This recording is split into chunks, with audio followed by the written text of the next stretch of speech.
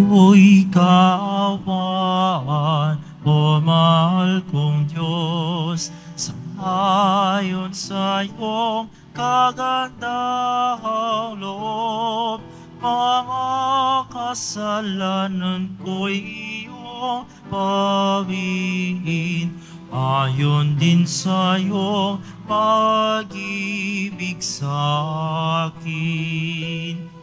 Linisin mo sana ang aking karuman at patawarin mo ang aking kasalanan. Ako'y kaawaan, o mahal kong Diyos, ayon sa iyong kagandahang loob. Mga kasalanan ko'y iyong pawiin, ayon din sa iyong pag-ibig sa akin. Sa ngalan ng Ama at ng Anak at ng Espiritu Santo. Amen. Sumainyo ang Panginoon. At sumayo rin. Mga kapatid, aminin po natin ang ating mga kasalanan upang marapat tayong gumanap sa banal na pagdiriwang.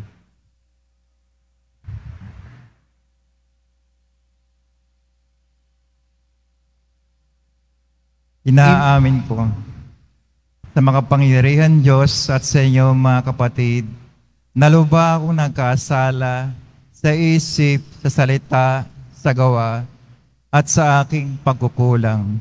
Kaya isinasamo ko sa mahal Birheng Maria, sa lahat ng mga anghel at mga banal, at sa inyo mga kapatid na ako'y ipanalangin sa Panginoong ating Diyos. Kaawaan tayo ng makapangyarihan Diyos, patawarin tayo sa ating mga kasalanan, at patnubayan tayo sa buhay na walang hanggan.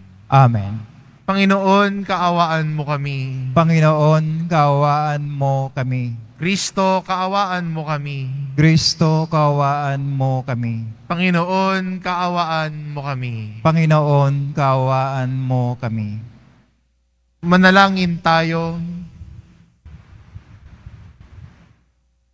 Ama naming makapangyarihan, ipagkaloob mong kami maging handa para sa Pasko ng pagkabuhay ng iyong anak, upang ang aming inakong kusang pagtitiis ay magbunga ng wagas na pagpamalasakit sa pamamagitan ni Hesukristo kasama ng Espiritu Santo magpasawalang hanggan. Amen. Magsipo muna lahat. Pagbasa mula sa aklat ni Propeta Ezekiel. Sinasabi ng Panginoon, kung ang isang taong masama ay tumalikod sa kanyang kasamaan, sumunod sa aking mga tuntunin, at gumawa ng mabuti, siya ay mabubuhay. Kakalimutan na ang lahat ng nagawa niyang kasalanan, at mabubuhay siya dahil sa kabutihang ginawa niya sa bandang huli. Hindi ko ikinasisiya ang kamatayan ng masama, sabi pa ng Panginoon. Ang ibig ko nga, siya'y magsisi at magbagong buhay. Ngunit kung ang isang taong matuwid ay magpakasama at gumawa ng mga kasuklam-suklam na gawain, hindi siya mabubuhay. Mamamatay siya dahil sa kanyang pagtataksil at sa kasalanang nagawa. Mawawala ng kabuluhan ang lahat ng kabutihang ginawa niya noong una. Marahil ay sasabihin ninyong hindi tama itong ginagawa ko. Makinig kayo, mga Israelita. Matuwid ang aking tuntunin. Ang pamantayan ninyo ang baluktot. Kapag ang isang taong matuwid ay nagpakasama, mamamatay siya dahil sa kasamaang ginawa niya. At ang masamang nagpakabuti ay gumawa ng bagay na matuwid, ay mabubuhay. Dahil sa pagtalikod sa nagawa niyang kasamaan noong una, mabubuhay siya, hindi mamamatay. Ang salita ng Diyos. Salamat sa Diyos.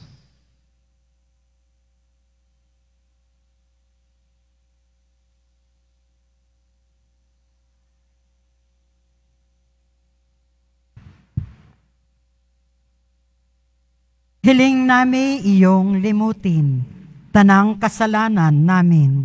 Hiling nami iyong limutin, tanang kasalanan namin. Sa gitna ng paghihirap, tinawag ko'y Panginoon. Panginoon, ako'y dinggin, pagka ako'y tumataghoy. Dinggin mo ang pagtawag ko't paghingi ng iyong tulong. Hiling nami iyong limutin, tanang kasalanan namin. Kung ikaw ay may talaan nitong aming kasalanan, lahat kami ay tatanggap ng hatol mong nakalaan. Ngunit iyong pinatawad, kasalanan ay nilimot. Pinatawad mo nga kami upang sa'yo ay matakot. Hiling nami iyong limutin, tanang kasalanan namin. Sabik akong naghihintay sa tulong mo, Panginoon, pagkat ako'y may tiwala sa pangako mong pagtulong. Yaring aking pananabik, Panginoon, ay higit pa sa serenong naghihintay ng pagsapit ng umaga. Hiling nami iyong limutin, tanang kasalanan namin. Magtiwala ka, Israel, magtiwala sa iyong Diyos. Matatag at di kukupas ang pag-ibig niyang dulot. Lagi siyang naghahandang sa sinuman ay tumubos. Ililigtas ang Israel, yaong kanyang mga hirang, ililigtas niya sila sa kanilang kasalanan. Hiling nami iyong limutin, tanang kasalanan namin.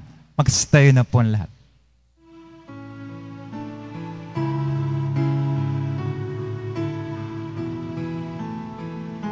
Nagpupuri kami sa'yo, Panginoong Jesucristo. Nagpupuri kami sa'yo, Panginoong Jesucristo. Sinabi ng pagmahal, kasamaan ay layuan, kasalan ay pagsisihan. Kayo ay magbagong buhay, magbalik loob na tunay. Nagpupuri kami sa'yo, Panginoong Jesucristo. Sumainyo ang Panginoon. At sumayo rin. Ang mabuting balita ng Panginoon ayon kay San Mateo. Papuri sa iyo, Panginoon. Noong panahong iyon, sinabi ni Jesus sa kanyang mga alagad, "Sinasabi ko sa inyo, kung ang pagsunod ninyo sa kalooban ng Diyos ay tulad lamang ng pagsunod ng mga eskriba at mga pariseyo, hindi kayo makapapasok sa kaharian ng Diyos. Narinig ninyo noong unay iniutos sa mga tao, huwag kang papatay. Ang sino mang makamatay ay mananagot sa hukuman. Ngunit ngayon, sinasabi ko sa inyo, ang mapuot sa kanyang kapatid ay mananagot sa hukuman. Ang humamak sa kanyang kapatid ay mananagot sa Sanhedrin. At sino mang magsabi sa kanyang kapatid, ulol ka, ay mapapasaapoy ng impyerno. Kaya't kung naghahandog ka sa Diyos at maalala mo na may sama ng loob sa iyo ang kapatid mo, iwan mo muna ang iyong handog sa harap ng dambana at makipagkasundo ka sa kanya. Saka ka magbalik at maghandog sa Diyos. Kung may magsakda laban sa iyo sa hukuman, makipag-ayos ka sa kanya habang may panahon, bago kanya iharap sa hukom. At kung hindi, ibibigay kaniya sa hukom na magbibigay naman sa iyo ng tanod, at ikaw ay mabibilanggo. Inasabi ko sa inyo, hindi ka makalalabas doon hanggat hindi mo nababayaran ang kahuli-hulihang kusing. Ang mabuting balita ng Panginoon. Pinupuri ka namin, Panginoong Hesukristo. Magsiupo muna lahat.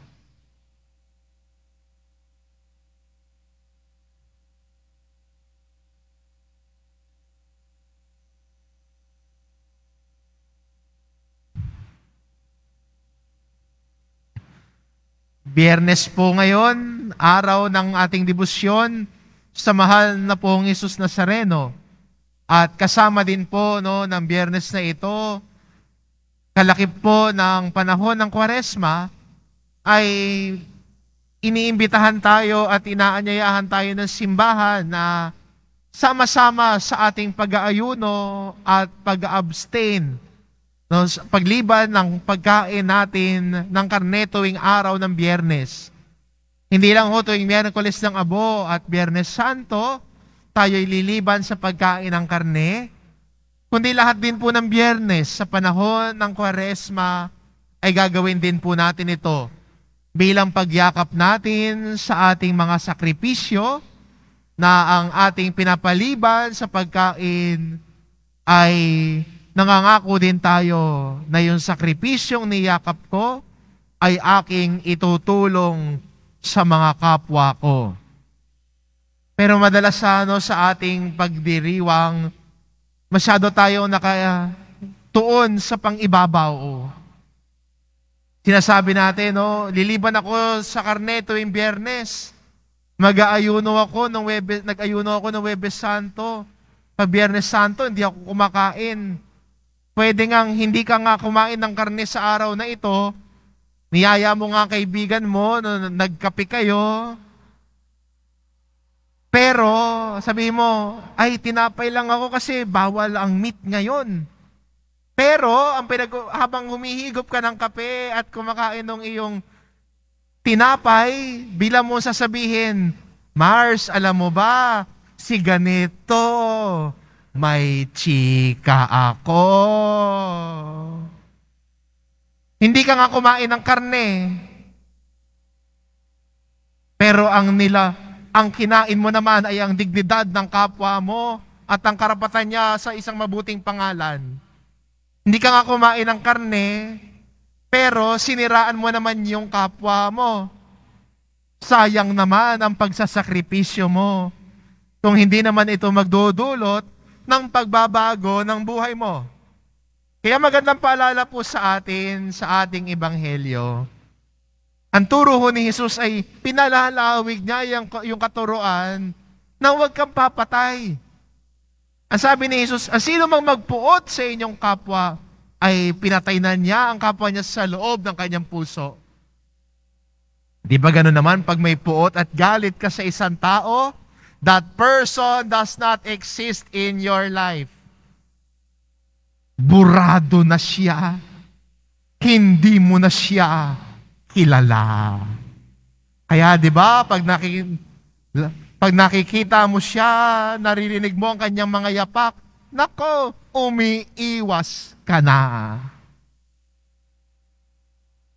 Pero maganda rin sa ating ebanghelyo at kalakip ng ating pagdiriwang ng Biyernes na ito sa panahon ng Adbyento, na hindi lang natin ile-let go ang pagkain ng karne. Pero hamon din sa atin ang ebanghelyo, aside from letting go meat today, we are challenged by God the Gospel to let go of our hatred towards our brothers and sisters. Yun din sana ang i-let go natin. Pwede nga sabihin mo, Father, nilet go ko yung meat. Every Friday, Father, walang patid. Pero kapit na kapit ka naman sa puot at galit sa kapwa mo. Sayang naman ang mga pagsasakripisyo at pag-aayuno. Kung babalikan ho natin ang unang pagbasa ng nakaraang linggo, noon Friday last week, sabi ng mga Israelita, pati hindi pinapansin ng Panginoon ang pag-aayuno namin. Parang nag-aayuno kami, pero hindi naman, parang wala nangyayari. Pero sinabi ng Diyos sa pamamagitan ni Propeta Isaías, nag-aayuno nga kayo, pero ang kapwa ninyo ay inaabuso ninyo. Nag-aayuno nga kayo, pero patuloy pa rin kayo sa paggawa ng masama at hindi mabuti. Baliwala ang pag-aayuno. Kaya magandang imbitasyon sa atin ito bilang Kristiyano ho ngayon, na oo, sa araw na ito, iniimbitahan tayo ng simbahan na lumiban sa pagkain ng karne. Pero sana ang lahat ng ito ay magdulot ng pagbabago sa buhay natin, na hindi lang karne ang lilet go natin, kundi ang puot at galit at ang puwang ng walang kapatawaran sa ating puso at paghihiganti, sana i-let go din natin. Alam ko, sasabihin nyo, Father, napakadali namang hong sabihin, Father. Pero alam naman natin na mahirap gawin ito. Di ba? Hindi madaling sabihin, pero alam natin na napakahirap gawin. Kasi mas gusto natin panghawakan yung galit. Mas gusto natin panghawakan yung sama ng loob na yon. Pero sa totoo lang, di ba ang bigat sa puso? Di ba kapag may naalala kang kinaiinisan mo, kinasasamaan mo ng loob at kinapupuotan mong kaibigan o tao, dating kaibigan siguro, di ba ang bigat sa dibdib? Do you want to live na parang ang bigat sa dibdib nung dinadala na puot at galit na yon? Gusto ng Diyos na lumahaya tayo ron. Kaya ang imbitasyon niya sa atin, i-let go mo na. Let go of that hatred. Let go of that anger. Sabi nga ho, may isang talinhaga, ang pagkapit daw sa puot at galit ay para ka raw nakahawak sa isang patalim na habang inaalagaan mo yung galit na yon at mas lalo mong pinapansin, parang iniipit mo daw yung kamay mo sa isang patalim at sino ang nasasaktan, sino ang nagdurugo? Ikaw lang din. Pero kung bibitawan mo yung patalim na yon, ang sugat na naidulot nun, maghihilom sa iyong kamay. Kaya ang tanong ko, gusto mo maghilom yung sakit na yon? Alam ko yung puot at galit na yan ay nagmula dahil nasaktan ka. And no one blames you for that. Pero nasa iyo na kung hahawakan mo yung galit na yan at gusto mo magdurugo ka, o gusto mo bang bitawan para maghilom ka? At ang paanyaya sa atin ng Panginoon, maghilom tayo. Huwag tayong manatiling sugatan, huwag tayong manatili na nasasaktan. Ang nais ng Diyos para sa atin, maghilom tayo. Lalo na sa mga sakit na idulot ng kapwa natin. Let go of that anger, let go of that hatred, so that God can come in to heal that wound. Ito yung imbitasyon sa atin ng Diyos ngayon, sa ating pagyakap ng sakripisyo, sa ating pagyakap at paghingi ng awa at tulong sa Diyos, na alam natin ang kanyang turo ay hindi madali.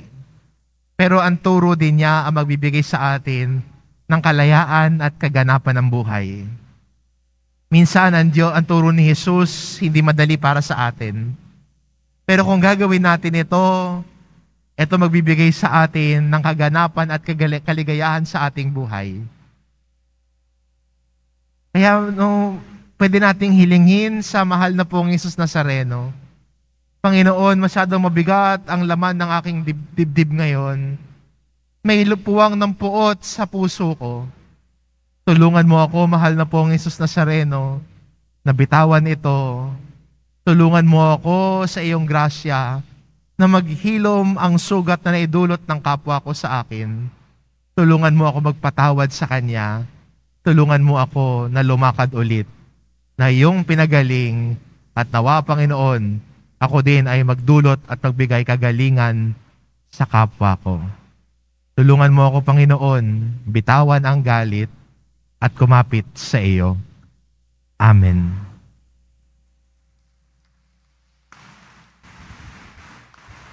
Tumayo na po ang lahat.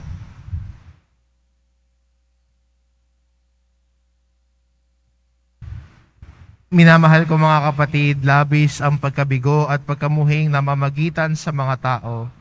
Labis na napagtatalo-talo at pag-aaway. Hilingin natin sa Diyos na pagkalooban tayo ng kapangyarihan na maging tagapaghilom. Ang ating itugon, Ama, biyayaan mo kami ng kapayapaan. Ama, biyayaan mo kami ng kapayapaan. Ang simbahan naway maging kasangkapan ng pagkakasundo, pagpapatawad, pagpapagaling at pagkakaisa ng mga tao at bansang nakikipagdigmaan. Manalangin tayo. Ama, biyayaan mo kami ng kapayapaan. Ang mga pinuno ng pamahalaan naway magpasimula ng mga proyektong magtataguyod ng katarungan, kapayapaan at pagkakaisa sa mga tao. Manalangin tayo. Ama, biyayaan mo kami ng kapayapaan. Ating nawang iwasan ang paghihiganti, karahasan at pag-aaway na bunga ng hidwaan, ideolohiya o pananampalataya. Manalangin tayo. Ama, biyayaan mo kami ng kapayapaan. Tayong lahat naway matutong magpatawad mula sa puso. Manalangin tayo. Ama, biyayaan mo kami ng kapayapaan. Diyos naming Ama, tulungan mo kaming makita ang bawat isa ayon sa iyong paningin upang tanggapin at itaguyod namin ang isa't isa alang-alang sa iyo. Hinihiling namin ito sa pamamagitan ni Kristong aming Panginoon. Amen. Magsiupo muna ang lahat.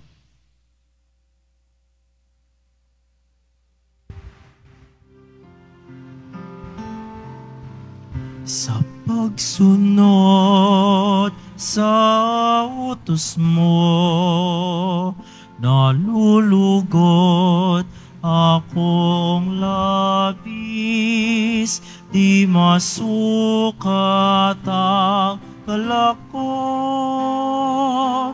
pagkat aking iniibig.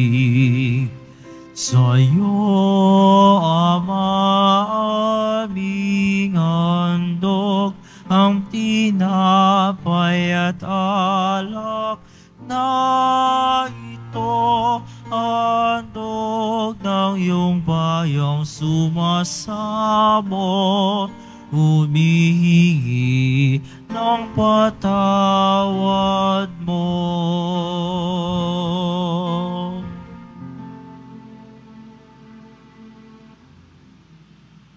Tumayo na po ang lahat. Manalangin kayo mga kapatid upang ang paghahain natin ay kalugdan ng Diyos amang makapangyarihan.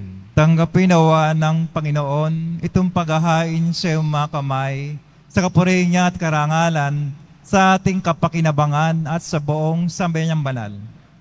Ama naming lumikha, tanggapin mo ang aming mga alay na loob mong magdulot ng iyong pakikipagtipan upang ito ay aming mapakinabangan bilang tagapagbigay ng iyong paglingap at pagmamahal sa pamamagitan ni Hesukristo kasama ng Espiritu Santo magpasawalang hanggan. Amen. Sumainyo ang Panginoon. At sumayo rin. Itaas sa Diyos ang inyong puso at diwa. Dinaas na namin sa Panginoon. Pasalamatan natin ang Panginoong ating Diyos. Marapat na siya ay pasalamatan. Ama naming makapangyarihan, tunay ngang marapat na ikaw ay aming pasalamatan sa pamamagitan ni Hesukristo na aming Panginoon.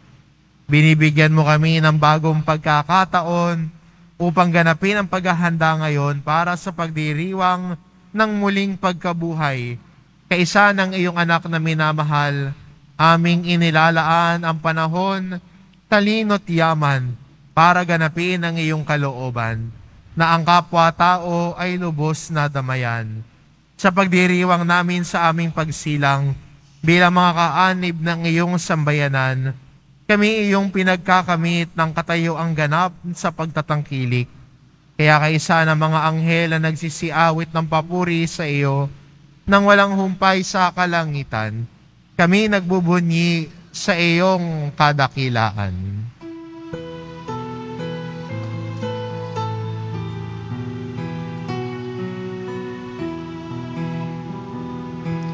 Santo, Santo, Santo, Panginoong Diyos ng mga hukbo, napupuno ang langit at lupa ng katakilan mo. Hosana sa kaitaasan,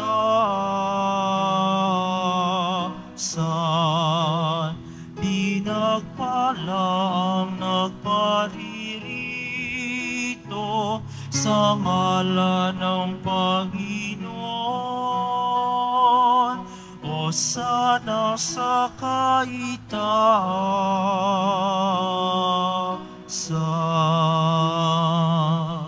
Magsilod po ang lahat. Ama naming banal, ikaw ang bukal ng tanang kabanalan, kaya't sa pamamagitan ng iyong Espiritu, gawin mong banal ang kaloob na ito, upang para sa amin maging katawan at dugo ng aming Panginoong Jesucristo. Bago niya pinagtiis ang kusang loob na maging handog, hinawakan niya ang tinapay, pinasalamatan kanya, pinagati-hati niya iyon, iniabot sa kanyang mga alagad at sinabi, "Tanggapin ninyo lahat ito at kanin, ito ang aking katawan, na iahandog para sa inyo."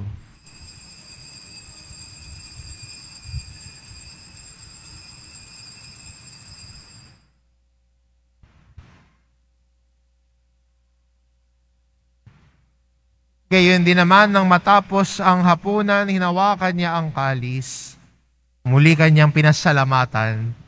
Iniabot niya ang kalis sa kanyang mga alagad at sinabi, "Tanggapin ninyong lahat ito at inumin ito ang kalis ng aking dugo, ng bago at walang hanggang tipan. Ang aking dugo na ibubuhos para sa inyo at para sa lahat, sa ikapagpapatawad ng mga kasalanan. Gawin ninyo ito sa pag-alala sa akin."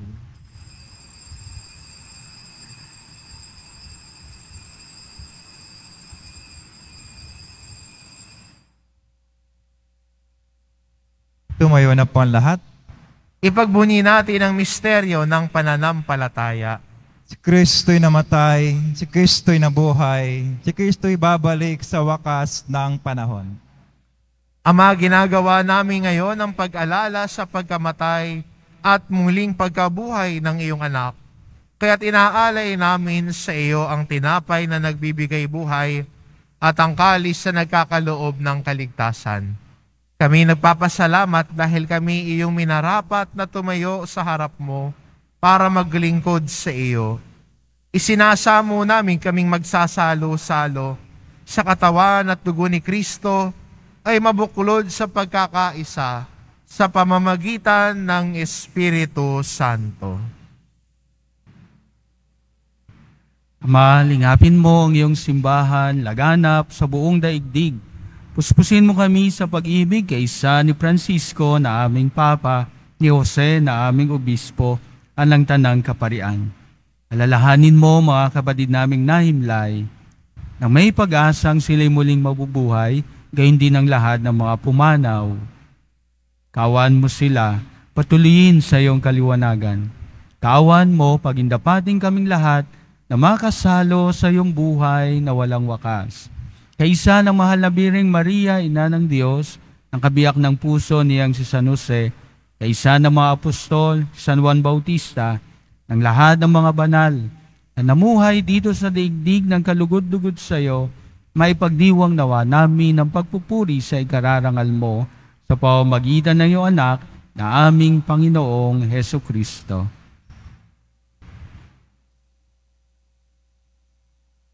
Sa pamamagitan ni Kristo kasama niya at sa Kanya, ang lahat ng parangal at papuri ay sa iyo, Diyos amang makapangyarihan, kasama ng Espiritu Santo, magpa sa walang hanggan.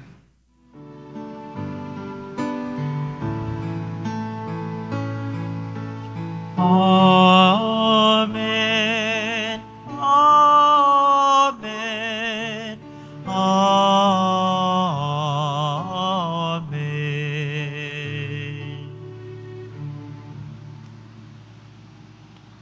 Sa tagubilin ng mga nakagagaling na utos at turo ni Jesus na Panginoon natin at Diyos, ipahayag po natin ng lakas loob.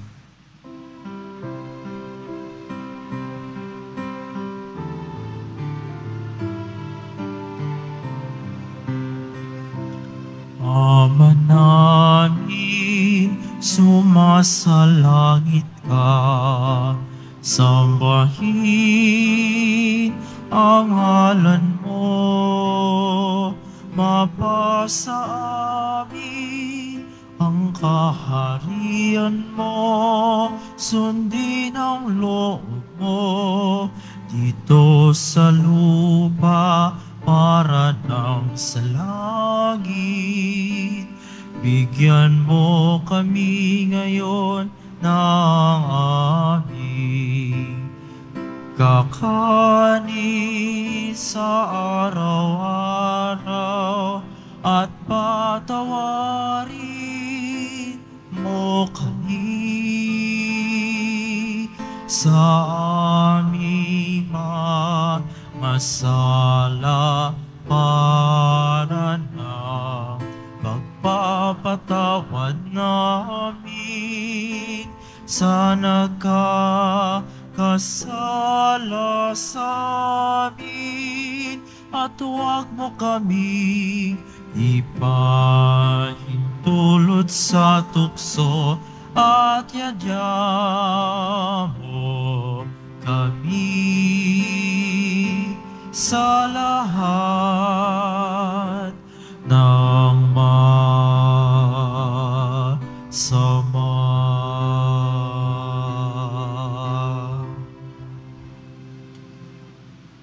Hinihiling namin kami adya sa lahat ng masama, pagkalooban ng kapayapaan araw-araw, iligtas sa kasalanan, at ilayo sa lahat ng kapahamakan. Samantalang aming pinananabikan ang dakilang araw ng pagpapahayag ng tagapagligtas naming si Heso Kristo. Sapagkat iyo ang kaharian at ang kapangyarihan, pangkapurihan, magpakailanman. Amen. Panginoong Jesucristo, sinabi mo sa iyong mga apostol, kapayapaan ang iniiwan ko sa inyo. Ang aking kapayapaan ang ibinibigay ko sa inyo. Tunghayan mo ang aming pananampalataya at huwag ang aming pagkakasala. Pagkalooban mo kami ng kapayapaan at pagkakaisa ayon sa iyong kalooban, kasama ng Espiritu Santo, magpasawalang hanggan. Amen. Ang kapayapaan ng Panginoon ay laging sumainyo. At sumayo rin. Magbigayan kayo ng kapayapaan sa isa't isa. Peace po. Kordero ng Diyos na nag-aalis ng mga kasalanan ng sanlibutan, maawa ka sa amin. Kordero ng Diyos na nag-aalis ng mga kasalanan ng sanlibutan, maawa ka sa amin. Kordero ng Diyos na nag-aalis ng mga kasalanan ng sanlibutan, ipagkaloob mo sa amin ang kapayapaan. Magsilod po lahat.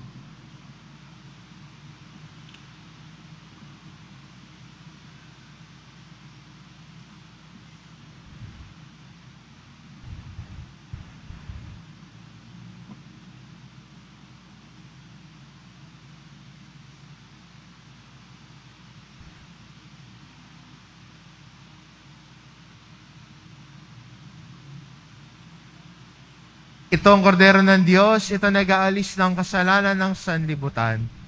Mapalad ang mga inaanyayahan sa kanyang piging. Panginoon, hindi ako karapat-dapat na magpatuloy sa iyo, ngunit sa isang salita mo lamang ay gagaling na ako.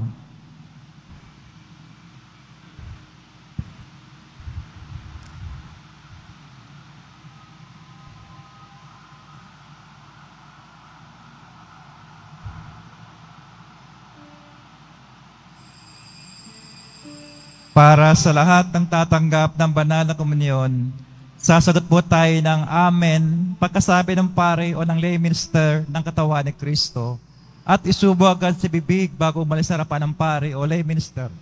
Sumunod po tayo. Maraming salamat po.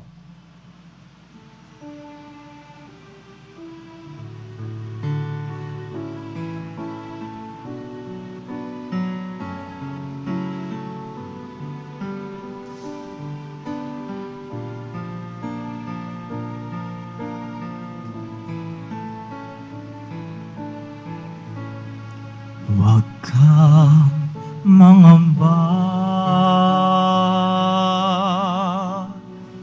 di ka nag-isa. Sasamahan kita saan man magpunta.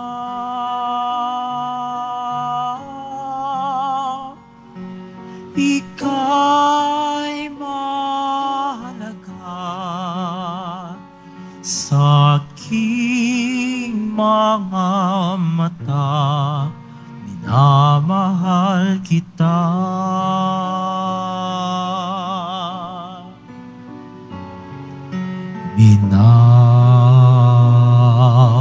Minamahal kita.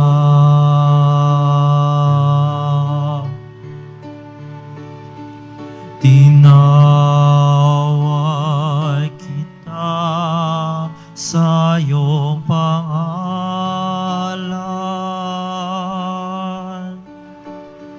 Ikaw ay aking magpakailanman. Ako ang Panginoon mo at Diyos,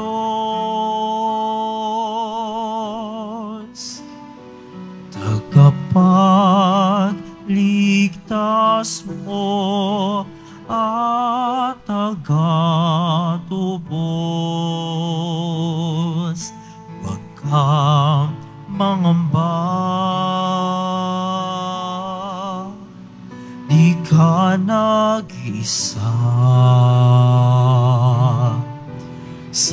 Sasamahan kita saan man magpunta.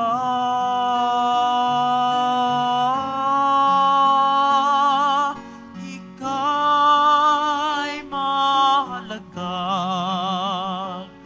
sa aking mga mata, minamahal kita.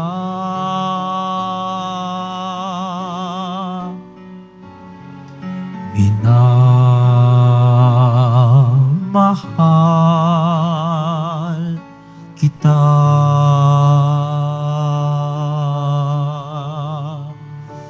Sa tubig kita'y sasagipin,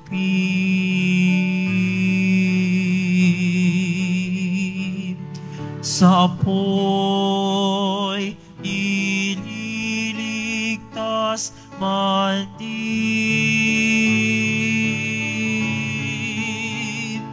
Ako ang Panginoon mo at Diyos,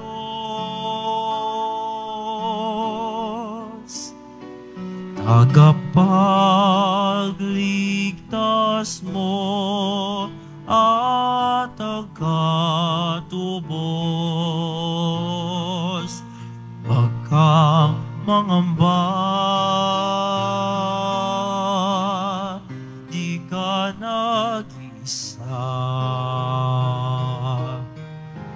Sasamahan kita saan man magpunta.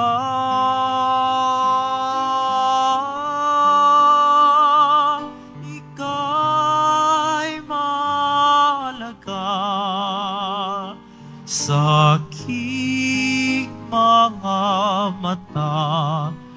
Minamahal kita.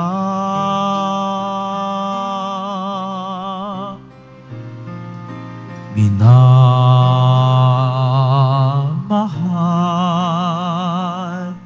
kita. Huwag kang mangamba, di ka nag-isa.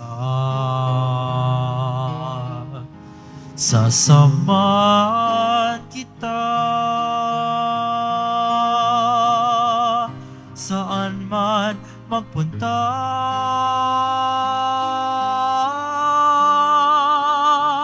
Ika'y mahalaga sa aking mga mata. Minamahal kita.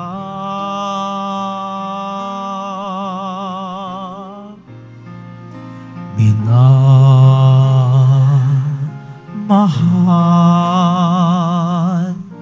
kita.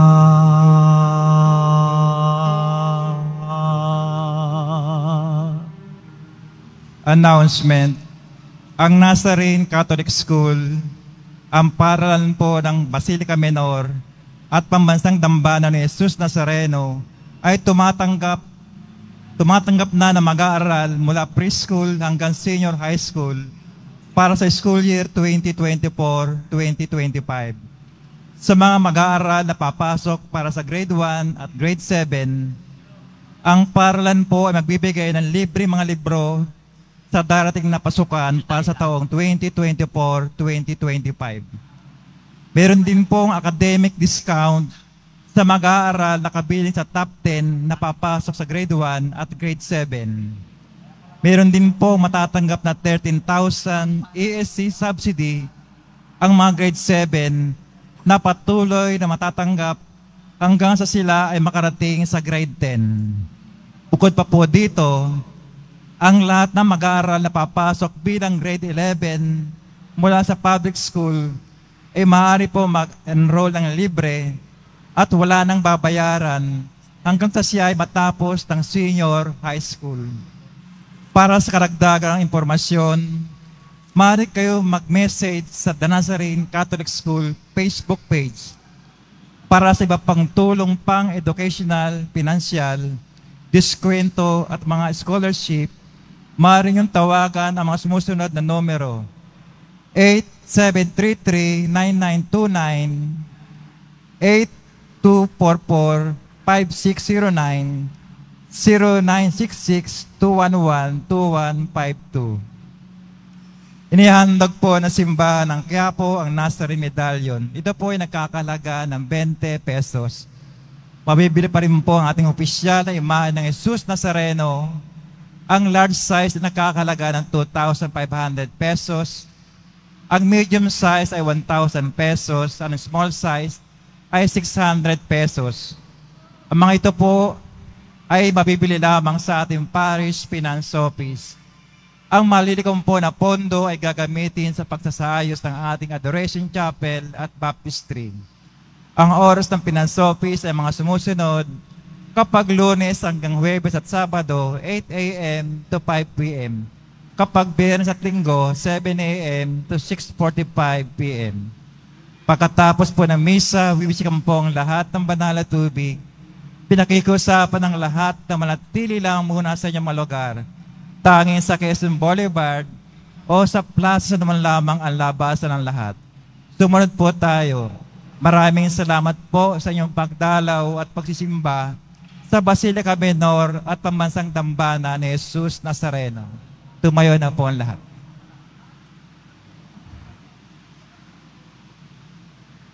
Manalangin tayo. Ama naming mapagmahal, ang banal na pakikinabang namin ngayon ay magdulot nawa ng kagalingan sa aming nauukol at pagkadalisay ng aming makasalanang kahapon. Kami naway laging makasalo mo sa habang panahon sa pamamagitan ni Hesukristo kasama ng Espiritu Santo magpasawalang hanggan. Amen. Bago po ibigay ang pagabasbas ay nais po nating i-welcome po ang pamayanan ng parokya ng Mahal na Birhen ng Santo Rosario sa Malipampang San Ildefonso, Bulacan. Kasama po nila ang kanilang kura paroko, si Father J. Santos. Palakpakan po natin sila. Sila ho ay narito dahil binalik na po nila ang Nazareno na nanatili sa kanilang parokya. No, at patuloy din po nating ipagdasal ang bawat deboto dito sa ating simbahan at sa anumang panig ng mundo at ganoon din ang mga sumusubaybay po sa ating mga online masses. Sumainyo ang Panginoon. At sumayo rin. Mahal na pong Jesus Nazareno, inihayag mo sa pamamagitan ng krus ang walang maliw na pag-ibig ng Diyos sa sangkatauhan. Pakinggan mo ang kahilingan ng iyong angkan na nagsusumamo sa iyo. Makamtanawa nila ang iyong katugunan at tanggapin ang kasagutan ng may utang na loob na tinatanaw. Basbasan din po ninyo ang mga may daladala nilang imahin at dasalan sa pamamagitan ng bendisyon na ito, naway maalala nila ang mga pangako nila noon sa binyag, na ikaw ang kanilang iibigin at paglilingkuran bilang Panginoon magpasawalang hanggan. Amen. At pagpalain kayo ng ating mapagmahal na Diyos, ang Ama, at ng Anak, at ng Espiritu Santo. Amen. Humayo kayo, taglay ang kapayapaan ng poong Jesus Nazareno. Salamat sa Diyos.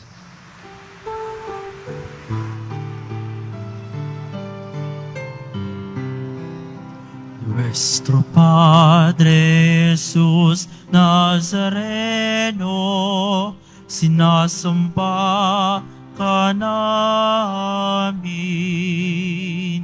pinipinto ka namin, aral mo ang aming buhay at kaligtasan.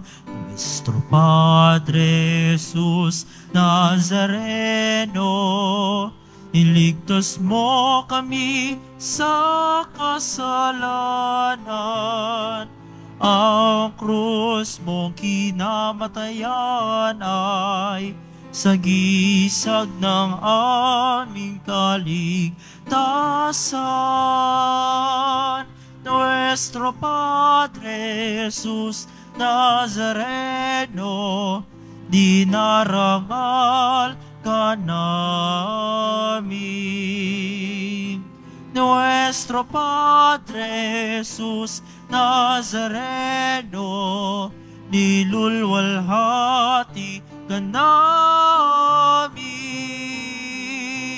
Nuestro Padre Jesus Nazareno, dinarangal ka namin. Nuestro Padre Jesus Nazareno, nilulwalhati ka namin.